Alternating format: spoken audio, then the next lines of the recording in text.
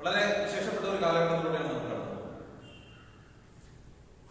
അപ്പോൾ പഠനത്തിന്റെ പുതുവഴികൾ നമ്മൾ നേടിക്കൊണ്ടിരിക്കുകയാണ്. ഇന്ന് ഞാൻ നിങ്ങളുടെ മുന്നിലേക്ക് വന്നിരിക്കുന്നത് 10ാം ക്ലാസ്സിന്റെ ജോഗ്രഫിയുടെ 1ാമത്തെ യൂണിറ്റ് നിങ്ങളെ പരിചയപ്പെടുത്തുന്നതിന് വേണ്ടിയാണ്. നമുക്കറിയാം, ഇപ്പോൾ നമുക്ക് നല്ല മഴക്കാലമാണ്. എന്ന് നമുക്ക് ഈ ഒരു കാലഘട്ടമാണോ മഴ മാത്രമാണോ ലഭിക്കുക? ഞാൻ നിങ്ങൾക്ക് ചില ചിത്രങ്ങൾ കാണിച്ചത് നിങ്ങൾ അത് ഏത് കാലഘട്ടങ്ങളിലാണ് അനുഭവപ്പെടുക എന്ന് നിങ്ങൾക്ക് പറയാൻ കഴിയുമോ?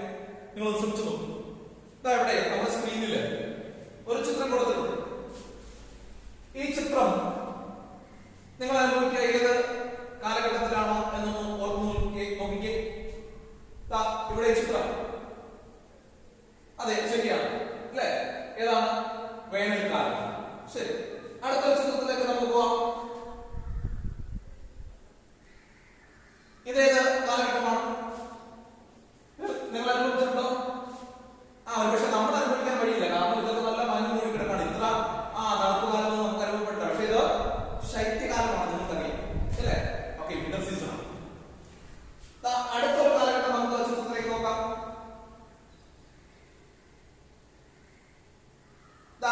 ഈ ഒരു കാലഘട്ടം ഇങ്ങനെ മരങ്ങളൊക്കെ പൂത്ത് അല്ലെ നിൽക്കുന്ന ഒരു കാലഘട്ടം, അത് നമ്മൾ കണ്ടിട്ടില്ലേ? അതേതാണ്? അതെ, ശരിയാണ് ശരിയാണ്, അതാണ് വസന്തകാലം അല്ലെ? വസന്ത നമ്മൾ കേട്ടിട്ടുണ്ട്, സ്പ്രിംഗ് സീസൺ. ഇനി മറ്റൊന്ന്, ഇത് ചിത്രത്തിൽ നിങ്ങൾ കാണുന്നില്ലേ? വൃക്ഷങ്ങളൊക്കെ ഇലയൊക്കെ പൊഴിച്ച് വൃക്ഷങ്ങളുടെ ഇലകളൊക്കെ മഞ്ഞയൊക്കെയായി ചുവപ്പ് കളറിൽ ഇങ്ങനെ വ്യത്യസ്തങ്ങളായ കളറുകളോടെ ഭൂമി ഇങ്ങനെ നല്ല വിവിധ വർണ്ണങ്ങളിൽ നിൽക്കുന്ന ഒരു കാലഘട്ടം, അത് നമ്മൾ അനുഭവിച്ചിട്ടില്ലേ? ഏതാണത്? അത് തന്നെ ഹേമന്തം അല്ലെ? ഓട്ടം സീസൺ. അപ്പൊ ഇവിടെ നമ്മൾ ഈ പാഠഭാഗത്തിൽ ആദ്യമായി ചർച്ച ചെയ്യാൻ പോകുന്നത് ഈ വ്യത്യസ്തങ്ങളായ ഋതുക്കൾ എങ്ങനെയാണ് രൂപം കൊള്ളുക എന്നാണ്. നിങ്ങൾക്ക് പറയാമോ എന്തുകൊണ്ടാണ് ഈ വ്യത്യസ്തങ്ങളായ ഋതുക്കൾ ഉണ്ടാകുന്നത്, കാലാവസ്ഥ മാറ്റങ്ങൾ ഉണ്ടാകുന്നത്? വേനൽക്കാലമുണ്ട്, ചുട്ടുകൊള്ളുന്ന വേനൽക്കാലം, കുളിര് പോലുന്ന തണുപ്പ് കാലമുണ്ട്, പൂക്കൾ വിരിയുന്ന വസന്തകാലമുണ്ട്, ഇലപൊഴിക്കുന്ന ഹേമന്തകാലമുണ്ട്. എന്താണ് ഇതിന് കാരണം? നിങ്ങൾക്കറിയാമോ എന്താണ് ഇത്തരം ഋതുഭേദങ്ങൾ ഉണ്ടാകുന്നതിനുള്ള കാരണം? നമുക്ക് ഒറ്റ വാക്കിൽ പറഞ്ഞാൽ സൂര്യപ്രകാശത്തിൽ ഉണ്ടാകുന്ന ഏറ്റക്കുറച്ചിലാണ് ഇത്തരം ഋതുക്കൾക്ക് കാരണം. കാരണം ഓരോ ഋതുവിലും സൂര്യപ്രകാശത്തിന്റെ അളവ് വ്യത്യാസപ്പെടുന്നു. Variations in the amount of sunlight leads to the climatic changes, അല്ലെങ്കിൽ seasonal changes. അപ്പൊ എന്തുകൊണ്ടാണ് സൂര്യപ്രകാശത്തിൽ സൂര്യമുകളിൽ നിന്ന് ഇങ്ങനെ പ്രകാശം ചൊരിഞ്ഞുകൊണ്ടിരിക്കുന്നത്, പക്ഷേ ഈ സൂര്യപ്രകാശം എന്തുകൊണ്ടാണ് ഏറ്റക്കുറച്ചിലുകൾ അനുഭവപ്പെടുന്നത്? എപ്പോഴും ഒരേ രീതിയിൽ നമുക്ക് സൂര്യപ്രകാശം ഭൂമിയിൽ കിട്ടാത്തതിന് കാരണം എന്താണ്? നമ്മൾ പറഞ്ഞു, ഋതുക്കൾ ഉണ്ടാകാനുള്ള പ്രധാന കാരണം എന്ന് പറയുന്നത്, അല്ലെങ്കിൽ സീസണൽ ചേഞ്ചസ് ഉണ്ടാകാനുള്ള കാരണം എന്ന് പറയുന്നത് എന്താണ്? Variations in the amount of sunlight, സൂര്യപ്രകാശത്തിലെ ഏറ്റക്കുറച്ചിലുകൾ. അപ്പൊ എന്തുകൊണ്ടാണ് സൂര്യപ്രകാശത്തിലെ ഏറ്റക്കുറച്ചിലുകൾ ഉണ്ടാകുന്നത്? അതിന് നിരവധി കാരണങ്ങളുണ്ട്. എന്തൊക്കെ കൊണ്ടാണ് സൂര്യപ്രകാശം വ്യത്യസ്ത അളവിൽ ഭൂമിയിൽ പതിക്കുന്നത്? അതിലെ ഒന്നാമത്തെ കാരണം എന്ന് പറയുന്നത് റവല്യൂഷൻ ആണ്. Revolution of earth. Revolution of earth, ഭൂമിയുടെ പരിക്രമണം. എന്താണ് ഭൂമിയുടെ പരിക്രമണം? നമ്മൾ കൊച്ചു ക്ലാസ്സുകളിൽ കേട്ടുള്ളതാണ്. Revolving of earth around the sun in an elliptical path. ദീർഘവൃത്താകാരമായ പാതയിൽ ഭൂമി സൂര്യനെ ചുറ്റിക്കറങ്ങുന്നതിനെയാണ് നമ്മൾ എന്ത് പറയുക? റവല്യൂഷൻ അഥവാ പരിക്രമണം എന്ന് പറയുക. ഭൂമിക്ക് ഒരു പരിക്രമണം പൂർത്തിയാക്കാൻ എത്ര സമയം വേണം? 365 ദിവസങ്ങൾ വേണം അല്ലെ? 365 ദിവസങ്ങൾ. 365 ദിവസവും 6 മണിക്കൂറും പൂർത്തിയാകുമ്പോഴാണ് ഒരു വർഷം എന്ന് നമ്മൾ കണക്കാക്കുക. ഒരു വർഷം എന്ന് പറഞ്ഞാൽ ഭൂമി സൂര്യനെ ഒരു പ്രാവശ്യം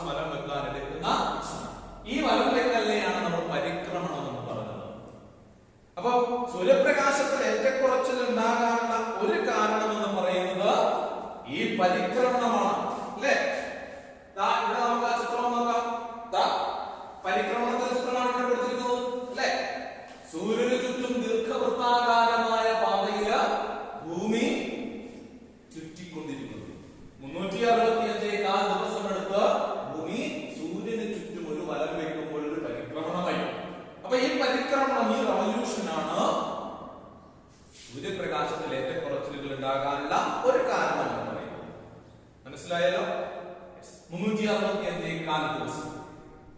ഇനി രണ്ടാമത്തെ കാരണമാണ് എന്താണ് സൂര്യപ്രകാശത്തിൽ ഏറ്റക്കുറച്ചിലുകൾ ഉണ്ടാകാനുള്ളത്. രണ്ടാമത്തെ കാരണം എന്ന് പറയുന്നത് tilt of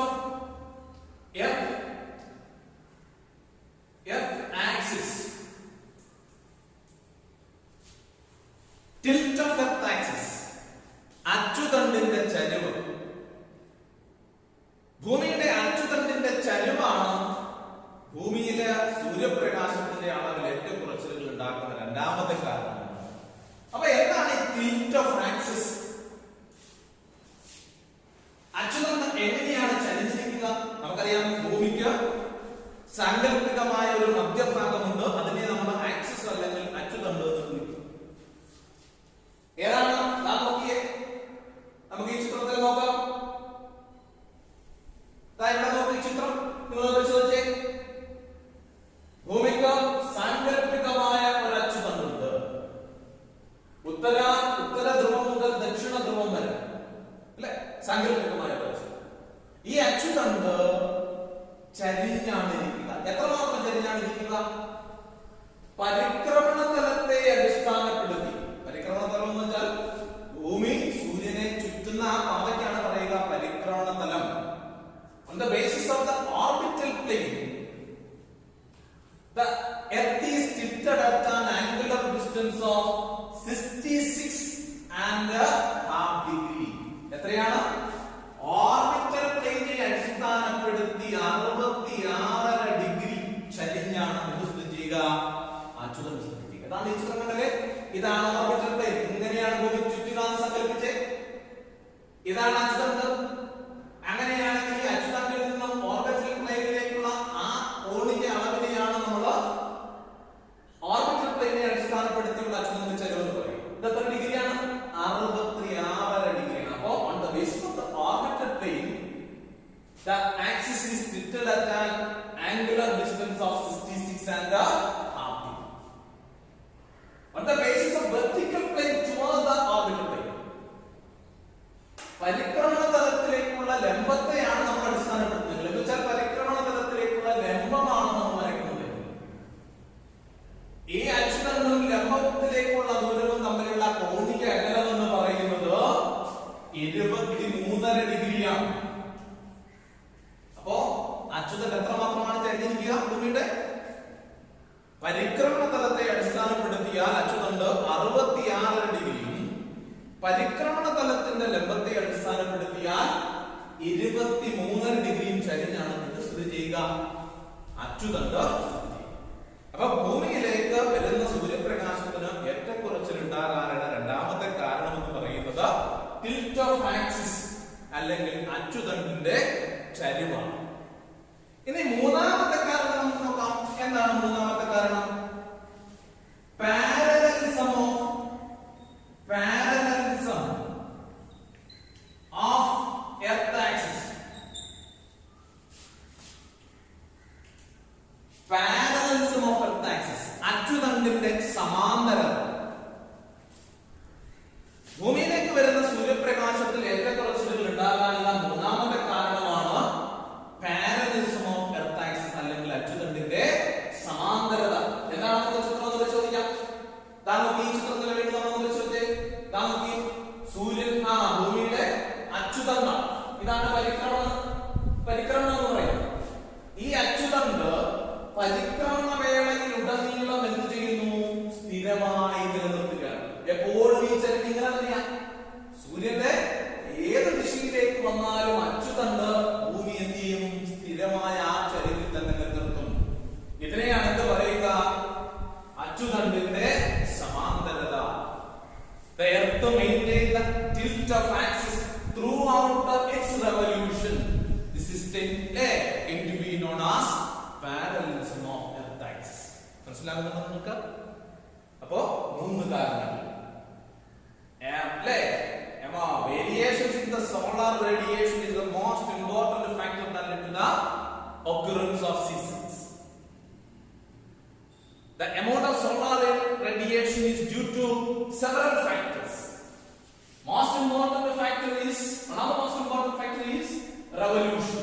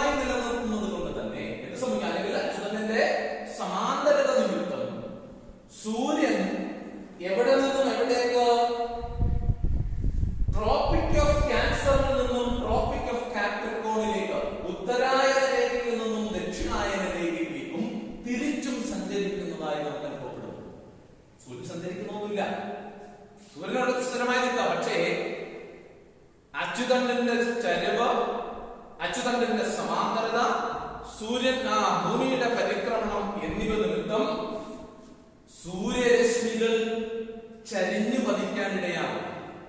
അപ്പൊ ഈ ചരിഞ്ഞു പതിക്കുമ്പോൾ സൂര്യന്റെ സ്ഥാനമാറ്റമാണ് നമ്മൾ അനുഭവപ്പെടുന്നത്. എവിടെ പറയാ? ഉത്തരാർദ്ധഗോളത്തിൽ നോർത്തേൺ ഹെമിസ്ഫിയറിലെ ട്രോപ്പിക് ഓഫ് ക്യാൻസർ ഉത്തരായന രേഖ മുതൽ ദക്ഷിണാർദ്ധഗോളത്തിൽ ട്രോപ്പിക് ഓഫ് കാപ്രിക്കോൺ വരെയും ഇവിടെ നിന്ന് തിരിച്ചും സൂര്യൻ സഞ്ചരിക്കുന്നതായി നമുക്ക് അനുഭവപ്പെടും. ഈ സൂര്യന്റെ സ്ഥാനമാറ്റത്തെയാണ് നമ്മൾ എന്ത് പറയുക?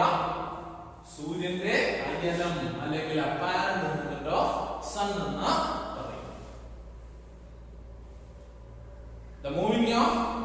The changing of position of sun from Tropic of Cancer towards Tropic of Capricorn and vice versa is known as apparent movement of sun. എന്തുകൊണ്ടാണ് apparent movement ഉണ്ടാകുന്നത്? നമ്മൾ ആദ്യം കണ്ട 3 ഫാക്ടേഴ്സ്. അപ്പോ ഭൂമിയിൽ ഋതുക്കൾ ഉണ്ടാകാനുള്ള കാരണങ്ങൾ എന്താണ് എന്ന് ചോദിച്ചാൽ നമ്മൾ അവിടെ ഒറ്റ സെന്റൻസിൽ നമുക്ക് ഉത്തരം പറയാൻ പറ്റും. Variations in the solar radiation. എന്തുകൊണ്ട് സോളാർ റേഡിയേഷൻസിൽ വ്യത്യാസങ്ങൾ ഉണ്ടാകുന്നു എന്ന് ചോദിച്ചാൽ ഈ 4 factors: revolution of earth, tilt of earth axis, parallelism of earth axis, apparent movement. ഈ 4 കാരണങ്ങൾ കൊണ്ടാണ് ഭൂമിയിലെ സൂര്യപ്രകാശത്തിന്റെ അളവിൽ ഏറ്റക്കുറച്ചിലുകൾ ഉണ്ടാകുന്നത്. ഓക്കേ, അപ്പോ ഇനി നമുക്ക് പഠിക്കാനുള്ളത് സൂര്യന് എത്ര അയനങ്ങളുണ്ട്. നമ്മൾ പറഞ്ഞു സൂര്യൻ അയനം ചെയ്യാറുണ്ട്. ഉത്തരായന രേഖ മുതൽ ദക്ഷിണായന രേഖ വരെ സൂര്യൻ അയനം ചെയ്യാറുണ്ട്. ഈ അയനത്തിന് 2 ഘട്ടങ്ങളാണ്. ഏതൊക്കെയാണ് ഈ 2 അപ്പാരന്റ് മൂവ്മെന്റുകൾ?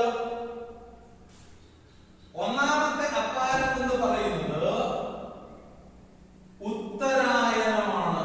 ഉത്തരായനം. രണ്ടാമത്തത് ദക്ഷിണായനം.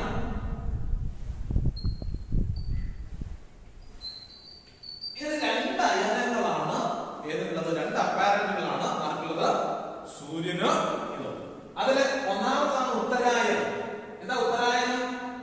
ഉത്തരായനം എന്ന് വെച്ചാൽ വടക്ക് ദിക്കിലേക്കാണ്. The movement of sun from Tropic of Capricorn towards Tropic of Cancer is named as ഉത്തരായനം. സൂര്യൻ ദക്ഷിണായന രേഖയിൽ നിന്നും ഉത്തരായന രേഖയിലേക്ക് സഞ്ചാരം ചെയ്യുന്നതിനെയാണ് നമ്മൾ ഉത്തരായനം എന്ന് വിളിക്കുന്നത്. അപ്പൊ അതിന്റെ നേരെ വിപരീതമാണ് ഏത്? ദക്ഷിണായനം. The movement of sun from Tropic of Cancer towards Tropic of Capricorn. ഉത്തരായന രേഖയിൽ നിന്നും ദക്ഷിണായന രേഖയിലേക്കുള്ള സൂര്യന്റെ അയനമാറ്റത്തെ അല്ലെങ്കിൽ സഞ്ചാരത്തെയാണ് നമ്മൾ ദക്ഷിണായനം എന്ന് പറയുന്നത്. 6 മാസമാണ് ഓരോ അയനത്തിനും എടുക്കുക. ഉത്തരായനത്തിന് ഡിസംബർ മുതൽ ജൂൺ വരെയുള്ള കാലഘട്ടം. ഡിസംബർ മുതൽ ജൂൺ വരെയുള്ള കാലഘട്ടമാണ് ഏത്? ഉത്തരായനം എന്ന് പറയുക. എന്നാൽ ജൂൺ മുതൽ ഡിസംബർ വരെയുള്ള കാലഘട്ടം ദക്ഷിണായനം എന്ന് പറയുന്നു. ഈ 2 കാലഘട്ടങ്ങളിലിടയ്ക്ക് 2 അർദ്ധഗോളങ്ങളിലും രാത്രിയുടെയും പകലിന്റെയും അളവില് വ്യത്യാസങ്ങളുണ്ടാകും. നമുക്കറിയാം, ചില ദിവസങ്ങൾ രാത്രി കൂടുതലാണ്, ചില ദിവസങ്ങൾ പകൽ കൂടുതലായി. എന്തുകൊണ്ടാണ് ഭൂമിയിൽ ഇങ്ങനെ സംഭവിക്കുന്നത്? നിങ്ങൾ ചിന്തിച്ചു നോക്കിയിട്ടുണ്ടോ? It is because of the apparent movement of sun. ഇത് എന്തുകൊണ്ടുണ്ടാകും? ഭൂമിയുടെ ഈ പറയുന്ന 3 പ്രത്യേകതകൾ ഉണ്ടാകുന്ന സൂര്യന്റെ അയനമാണ് ഈ രാത്രിയുടെയും പകലിന്റെയും അളവിൽ ഏറ്റക്കുറച്ചിലുകൾ ഉണ്ടാകും. അപ്പൊ നമുക്ക് ഇനി നോക്കാം. ഓരോ ദിവസവും ചില ദിവസങ്ങളിൽ സൂര്യന്റെ സ്ഥാനവും ആ ദിവസങ്ങളില് 2 അർദ്ധഗോളങ്ങളിലും അനുഭവപ്പെടുന്ന രാത്രിയുടെയും പകലിന്റെയും അളവ് എങ്ങനെയാണെന്ന് നമുക്കൊന്ന് പരിശോധിക്കാം. ഇത്രയും കാര്യങ്ങൾ പറഞ്ഞത് മനസ്സിലായോ? രാത്രിയും പകലും ഒക്കെ ഉണ്ടാകുന്നത് നമുക്കറിയാം, ഭൂമിയുടെ ഭ്രമണം നിമിത്തമാണ്. പക്ഷേ രാത്രിയുടെയും പകലിന്റെയും അളവിലെ ചില ഏറ്റക്കുറച്ചിലുകൾ. അപ്പൊ ചില ദിവസങ്ങളിൽ രാത്രിയും പകലിന്റെയും അളവ് വ്യത്യാസപ്പെടുന്നുണ്ട് 2 അർദ്ധഗോളങ്ങളിലും. അത് ഏതൊക്കെ ദിവസങ്ങളാണ് നമുക്ക് പരിശോധിക്കാം. 4 വ്യത്യസ്ത ഡേറ്റുകൾ ഇവിടെ നൽകിയിട്ടുണ്ട്. മാർച്ച് 21, സെപ്റ്റംബർ 23, ജൂൺ 21, ഡിസംബർ 22 എന്നീ ദിവസം. ആ ദിവസങ്ങളിൽ രാത്രിയുടെയും പകലിന്റെയും അളവ് ഭൂമിയിൽ എല്ലായിടത്തും ഒരുപോലെയാണോ? നമ്മുടെ നാട്ടിൽ എങ്ങനെയാണെന്ന് ചിന്തിച്ചു നോക്കി. ഈ 4 ഡേറ്റുകളിലും നമ്മുടെ നാട്ടിൽ അല്ലെങ്കിൽ ഈ വ്യത്യസ്ത ദിവസങ്ങളിൽ അല്ലെങ്കിൽ ജൂൺ മാസവും മാർച്ചിലും സെപ്റ്റംബറിലും ഡിസംബറിലും ഒക്കെ നമ്മുടെ നാട്ടില് രാത്രിയും പകലും ഒക്കെ ഒരുപോലെയാണ് അനുഭവപ്പെടുക? അല്ല. നമുക്കത് പരിശോധിക്കാം. നമുക്ക് ഒരു ഭൂമിയുടെ മാതൃകയാണ് ഇത്. 0 ഡിഗ്രി ലാറ്റിറ്റ്യൂഡ്, 0 ഡിഗ്രി അക്ഷാംശരേഖ എന്തുപേരിൽ അറിയപ്പെടുക? അതെ, ഭൂമധ്യരേഖ, ഇക്വേറ്റർ എന്നറിയുന്നു. ഇനി മറ്റൊരു പ്രധാനപ്പെട്ട അക്ഷാംശരേഖയാണ് ലാറ്റിറ്റ്യൂഡ് ആണ്. 23.5 ഡിഗ്രി നോർത്ത് ലാറ്റിറ്റ്യൂഡ്, 23 ഡിഗ്രി ഉത്തര അക്ഷാംശം എന്തുപേരിൽ അറിയപ്പെടുക? ഉത്തരായന രേഖ, ഉത്തരായന രേഖ, ട്രോപ്പിക് ഓഫ് ക്യാൻസർ. മറ്റൊന്നാണ് 23.5 ഡിഗ്രി സൗത്ത് ലാറ്റിറ്റ്യൂഡ് എന്തുപേരിൽ അറിയപ്പെടുക? ദക്ഷിണായന രേഖ, ദക്ഷിണായന രേഖ. അപ്പോ സൂര്യൻ ഉത്തരായന രേഖയിൽ നിന്നും ദക്ഷിണായന രേഖയിലേക്കും തിരിച്ചും സഞ്ചരിക്കുന്നതായി അനുഭവപ്പെടുമെന്ന് നമ്മൾ പഠിച്ചു. അതിനെയാണ് നമ്മൾ സൂര്യന്റെ അയനം അല്ലെങ്കിൽ അപ്പാരന്റ് മൂവ്മെന്റ് എന്ന് പറയുന്നത്. ഇങ്ങനെ അയനം ചെയ്യുന്നതിനിടയിൽ മാർച്ച് 21 സെപ്റ്റംബർ 23 സൂര്യന്റെ സ്ഥാനം എന്ന് പറയുന്നത് ഭൂമധ്യരേഖയ്ക്ക് നേർമുഖിലാണ്. ഏതൊക്കെ ദിവസങ്ങളിലാണ് ഒന്ന് ശ്രദ്ധിച്ചേ. മാർച്ച് 21, സെപ്റ്റംബർ 23 എന്നീ ദിവസങ്ങളിൽ സൂര്യന്റെ സ്ഥാനം ഭൂമധ്യരേഖയ്ക്ക് നേരെ മുകളിലായി. അതുകൊണ്ട് തന്നെ സൂര്യന്റെ ലംബരശ്മികൾ ഭൂമധ്യരേഖാ പ്രദേശങ്ങളിൽ ആ ദിവസങ്ങളിൽ എത്തും. അതുകൊണ്ട് ഇരു അർദ്ധഗോളങ്ങളിലും രാത്രിയുടെയും പകലിന്റെയും അളവ് തുല്യമായിരിക്കും. ഇങ്ങനെ രാത്രിയുടെയും പകലിന്റെയും അളവ് തുല്യമായി വരുന്ന ദിവസങ്ങളെ സമരാത്ര ദിനങ്ങൾ അഥവാ ഇക്വിനോക്സുകൾ എന്ന പേരിലാണ് അറിയപ്പെടുന്നത്. On March 21st and September 23rd, sun rays fall vertically in equatorial region. So the day and nights are equal on both hemispheres. So these days are known as equinoxes. അഥവാ സമരാത്രി. മാർച്ച് 21, സെപ്റ്റംബർ 23 എന്നീ തീയതികളിൽ സൂര്യന്റെ ലംബരശ്മികൾ ഭൂമധ്യരേഖയിൽ പതിക്കുകയും അക്കാരണത്താൽ ഇരു അർദ്ധഗോളങ്ങളിലും രാത്രിയുടെയും പകലിന്റെയും അളവ് തുല്യമായി ലഭിക്കുകയും ചെയ്യും. ഇങ്ങനെയുള്ള ദിവസങ്ങളെയാണ് നമ്മൾ ഇക്വിനോക്സസ് അഥവാ സമരാത്ര ദിനങ്ങളെന്ന്. മാർച്ച് 21 ശേഷം സൂര്യൻ ഉത്തരാർദ്ധഗോളത്തിലേക്ക് അയനം ചെയ്യും. ജൂൺ 21 ആകുമ്പോൾ ജൂൺ 21 സൂര്യൻ ഉത്തരായന രേഖയുടെ നേരെ മുകളിലെത്തി. സൂര്യൻ ഉത്തരായന രേഖയുടെ നേർമുകളിൽ എത്തിച്ചേരുന്ന ഈ ദിവസം ഉത്തരാർദ്ധഗോളത്തിൽ ഏറ്റവും ദൈർഘ്യം കൂടിയ പകൽ ലഭിക്കും. ഇങ്ങനെ ഉത്തരാർദ്ധഗോളത്തിൽ ഏറ്റവും ദൈർഘ്യം കൂടിയ പകൽ ലഭിക്കുന്ന ആ ദിവസത്തിനെ നമ്മൾ വിളിക്കുന്ന പേരാണ് സമ്മർ സോൾസ്റ്റിസ്. സമ്മർ സോൾസ്റ്റിസ് അഥവാ ഗ്രീഷ്മ അയനാന്തം. ജൂൺ 21 സൂര്യന്റെ ആപേക്ഷിക സ്ഥാനം ഉത്തരായന രേഖയുടെ നേർമുകളിലായിരിക്കുന്നതിനാൽ സൂര്യന്റെ ലംബരശ്മികൾ ഉത്തരാർദ്ധഗോളത്തിൽ ലഭിക്കുകയും ഉത്തരാർദ്ധഗോളത്തിൽ ഏറ്റവും ദൈർഘ്യം കൂടിയ പകൽ ലഭിക്കുകയും ചെയ്യും. എങ്ങനെ ഏറ്റവും ദൈർഘ്യം കൂടിയ പകൽ ലഭിക്കുന്ന ജൂൺ 21 എന്ന ദിവസത്തെ ഉത്തരാർദ്ധഗോളത്തിൽ ഗ്രീഷ്മ അയനാന്തമെന്ന് വിളിക്കുന്നു. On June 21st, the sun rays fall vertically over Tropic of Cancer.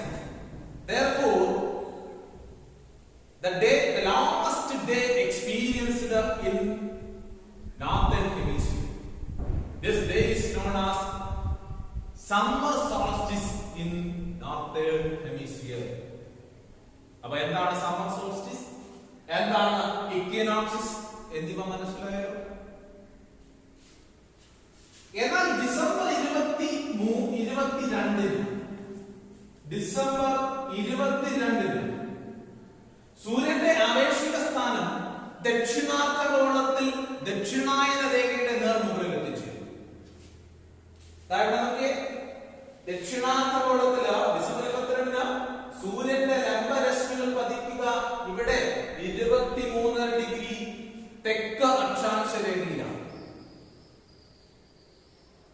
ആയതിനാൽ ദക്ഷിണാർദ്ധഗോളത്തിൽ ഈ ദിവസം ഏറ്റവും ദൈർഘ്യം കൂടിയ പകൽ ലഭിക്കും. എന്നാൽ ഉത്തരാർദ്ധഗോളത്തിൽ ഡിസംബർ 22 ഏറ്റവും ദൈർഘ്യമുള്ള രാത്രിയായിരിക്കും. എങ്ങനെ ഏറ്റവും ദൈർഘ്യം കൂടിയ രാത്രി അനുഭവപ്പെടുന്ന ആ ദിവസത്തിനെ പറയുന്ന പേരാണ് വിന്റർ സോൾസ്റ്റിസ്. വിന്റർ സോൾസ്റ്റിസ് അഥവാ ശൈത്യ അയനാന്തം. അപ്പൊ ഉത്തരാർദ്ധഗോളത്തിൽ നോർത്തേൺ ഹെമിസ്ഫിയറില് ഏറ്റവും ദൈർഘ്യം കൂടിയ രാത്രി ലഭിക്കുന്ന ദിവസമാണ് ഡിസംബർ 22. അതുകൊണ്ട് തന്നെ ഡിസംബർ 22 ഉത്തരാർദ്ധഗോളത്തിൽ എന്ത് പേരിൽ അറിയപ്പെടുക? വിന്റർ സോൾസ്റ്റിസ് അഥവാ ശൈത്യ അയനാന്തം എന്ന പേരിലാണ് അറിയപ്പെടുക. അതേ ദിവസം ഡിസംബർ 22 ദക്ഷിണാർദ്ധഗോളത്തിൽ സമ്മർ സോൾസ്റ്റിസ് ആയി. കാരണം ഡിസംബർ 22 സൂര്യന്റെ ആവേശിക സ്ഥാനം എവിടെയാണ്? അതെ, ദക്ഷിണായന രേഖയാണ്. അതുകൊണ്ട് തന്നെ ദക്ഷിണാർദ്ധഗോളത്തെ ഏറ്റവും ദൈർഘ്യം കൂടിയ പകലും ഉത്തരാർദ്ധഗോളത്തെ ഏറ്റവും ദൈർഘ്യം കൂടിയ രാത്രിയും അനുഭവപ്പെടുന്നത്. അപ്പോൾ ഏറ്റവും ദൈർഘ്യം കൂടിയ പകലുകൾ അനുഭവപ്പെടുന്ന ദിവസത്തെയാണ് നമ്മൾ സമ്മർ സോൾസ്റ്റിസ് അഥവാ ഗ്രീഷ്മ അയനാന്തം എന്ന് വിളിച്ചത്. ഏറ്റവും ദൈർഘ്യം കൂടിയ രാത്രി അനുഭവപ്പെടുന്ന ദിവസങ്ങളെ നമ്മൾ വിന്റർ സോൾസ്റ്റിസ് അഥവാ ശൈത്യ അയനാന്തം എന്ന് വിളിച്ചു. രാത്രിയുടെയും പകലിന്റെയും അളവ് തുല്യമായി വരുന്ന ദിവസങ്ങളെ നമ്മൾ ഇക്വിനോക്സിസ് അഥവാ സമരാത്ര ദിനങ്ങൾ എന്ന്. അപ്പൊ ഇത്രയും തൽക്കാലം നമുക്ക് ഈ ക്ലാസ്സിൽ ചർച്ച ചെയ്ത് നിർത്താം. അപ്പൊ നമ്മൾ ഇവിടെ പഠിച്ചത് ഒന്നുകൂടി നമ്മളൊന്ന് മനസ്സിലെത്തി നോക്കിയാൽ ഋതുഭേദങ്ങൾ ഉണ്ടാകാനുള്ള കാരണങ്ങൾ എന്തൊക്കെയാണ്? 4 കാരണങ്ങൾ നമ്മൾ പഠിച്ചു. Tilt of axis, parallelism of earth axis, revolution, apparent movement of sun. സൂര്യന്റെ അപ്പാരന്റ് നിമിത്തം ഇരു അർദ്ധഗോളങ്ങളിലും രാത്രിയുടെയും പകലിന്റെയും അളവിലുണ്ടാകുന്ന ഏറ്റക്കുറച്ചിലുകൾ അവിടെ നമ്മൾ അത് പരിഗണിക്കുമ്പോൾ നമ്മൾ പഠിച്ചതാണ് സമരാത്ര ദിനങ്ങൾ അഥവാ ഇക്വിനോക്സുകൾ, സമ്മർ സോൾസ്റ്റിസ്, വിന്റർ സോൾസ്റ്റിസ്. അപ്പൊ ഇത്രയും നിങ്ങൾക്ക് മനസ്സിലായി കാണുന്ന